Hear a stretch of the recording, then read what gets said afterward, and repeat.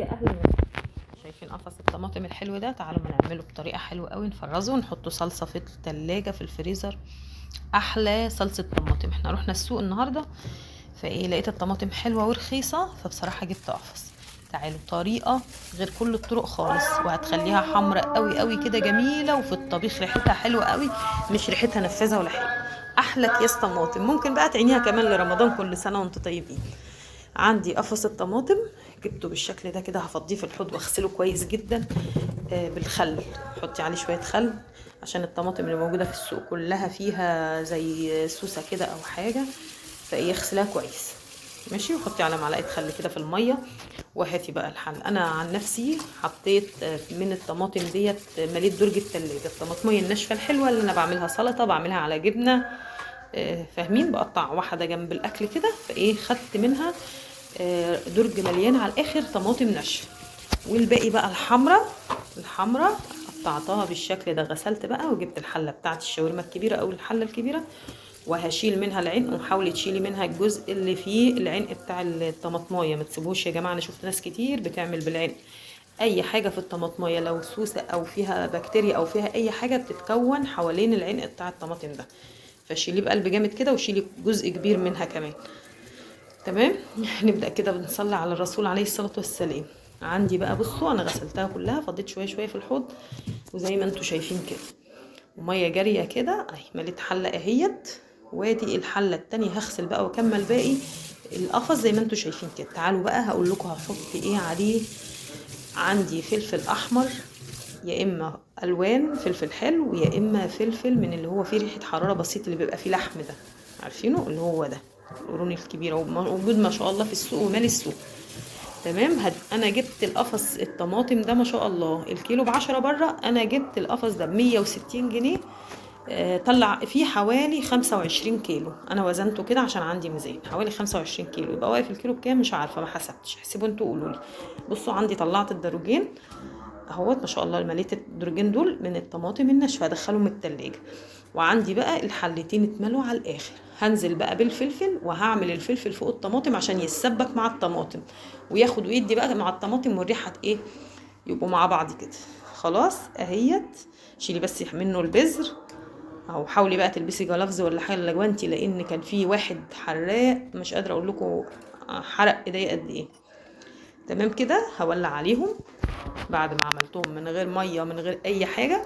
حطي على البوتاجاز وولعي عليهم، ووطي عليهم النار وسط، وسيبيهم حوالي نص ساعه. هتنزل الطماطم ميتها وتتسبك كده وتقصر وتبقى حلوه جدا اهيت. هغطي عليها بقى واسيبها بنار هاديه، بس انت عم عليك الا تقلبيها بعد ربع ساعه ولا حاجه بس. اهي هتبقى عندي كده خلاص كده زي الفل. انا مش عايزه اكتر من كده. كده انا هطفي عليها.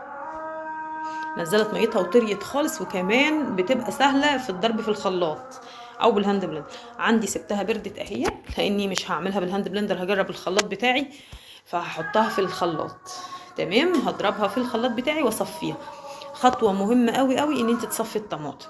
اي نعم هي متعبه شويه، هتتعبك شويه، بس هتريحك. هتاخدي كيس طماطم كده كانه صلصه، والله تقدري تعملي منه الكاتشب، وهتشوفوها دلوقتي. انا هضرب بقى الطماطم بتاعتي وهصفيها ماشي اهيت.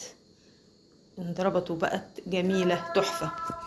طماطم تقيله كده وما شاء الله. هحط مصفى تكون حلوه كده، وهصفي الطماطم دي. هضرب بقى باقي الكميه بتاعتي وانزل عليها في المصفى. صلوا على النبي لو وصلتوا معايا في التعليقات لحد هنا، في الفيديو لحد هنا، صلوا على النبي في التعليقات. هضرب بقى باقي الكميه وايه وارجع لكم. ادي ما شاء الله ما شاء الله الخلاط حلو، وضرب الطماطم زي الفل اهيت. تعالوا بقى نصفيها في مصفى تكون مش ضيقه ولا واسعه، يعني بحيث ايه تحجب البذره بس والقشر. وعايزه اقول لكم يا جماعه والله ما طلعت كتير، يعني هتطلع جزء بسيط من البذر والتفل، مش يعني قد قبضه ايديكي مرتين كده اللي طلعوا من القفص، يعني حاجه بسيطه مش هتاثر على الكميه ولا حاجه. بس هتاخدي كيس طماطم بقى بيور وحلو قوي في الاكل. بعد كده بصي صفيها كده بالشكل ده. طبعا انا انت اعمل بالسبتيولا لحد ما في الاخر ده ما بينزلش، فلازم ايه تنزلي بايديكي كده وتصفي. بقت ناعمه وجميله عندي. بصوا ادي اللي طلع ما شاء الله من حله، يعني حله طلعت دول وحله التانية طلعت حبه قدهم. بس كده عندي كده الطماطم بقت زي الفل. هصفي باقي الكميه، بصوا تقيله وجميله. وكمان الفلفل اللي انا حطيته الاحمر ادالها قوام حلو قوي، تقل كده ولون تحفه، هيعجبكم جدا. الله اكبر الله اكبر، لا اله الا الله، اشهد ان لا اله الا الله محمد رسول الله. اذان الظهر، قولوا مسلمه يقول المؤذن. تمام. بعد كده بقى انا رجعتهم في نفس الحلل على البوتاجاز، هولع عليهم ياخدوا غلوه. تقدري تعينيهم في الوقت ده، تشيليها اكياس في التلاجة وتحطيها في الفريزر تحفظيها كده. انا بحب اخدها كمان غلوه كده، عشان لو طولت عندي في الفريزر تبقى امان. هحط عليها ايه بقى كده يحفظها؟ معلقتين سكر لكل حله من دول، ما شاء الله معلقتين 2 من الكبار سكر. خلاص، عشان تغلي بقى مع الطماطم كده وتتسبك معاها وتبقى حلو، مفيش اكتر من كده. عايزه اقول لكم ان التليفون ظالمها والله، الصوره ظلمها خالص، ده هي حمراء جدا وجميله اهو. بصي كده، اول ما غليت سبتها حوالي 5 دقايق بالظبط على الساعه، وهطفي بقى عليها كده خلاص اهي. قوامها تقل، وطبعا هي لسه سخنه، ما هتبرد هتتقل اكتر من كده كمان. خلاص بصوا، انا طفيت النار عليها وسبتها بقى تبرد خالص. خطوه اساسيه، اوعي تعبيها وهي سخنه. سبتها تبرد خالص بالشكل، بصوا تقيله جميله. وزي ما قلت لكم تقدري تاخدي منها في الوقت ده كده، واعملي منها كاتشب تحفه. هاجي بقى اعبيها ما شاء الله. هجيب الكياس بتاعتي، قولوا صلى على النبي كده عليه الصلاه والسلام. وهعمل الكياس على قد الاكله، يعني هعمل بقى اكياس كبيره واكياس صغيره واكياس وسط. انتوا عارفين رمضان ما بيبقاش ايه الاكل كتير، يا دوب نص كيلو خضار كده بتحطي عليه حوالي كوبايه طماطم وخلاص على كده. فهعمل اكياس احط فيها كبشتين، واكياس تانية هعمل فيها مثلا نص الكيس كبيرة. لو هعمل محشي هعمل ممبار حاجة، يبقى كده ايه ما طلعش وافك وارجع تاني التلاجة، يبقى هو الكيس اطلعه على قد الاكلة. تمام. دمتم بألف خير وصحة وسلامة، وربنا يعود علينا وعليكم الأيام بألف خير، ويملى بيتكم كله بركة ورزق.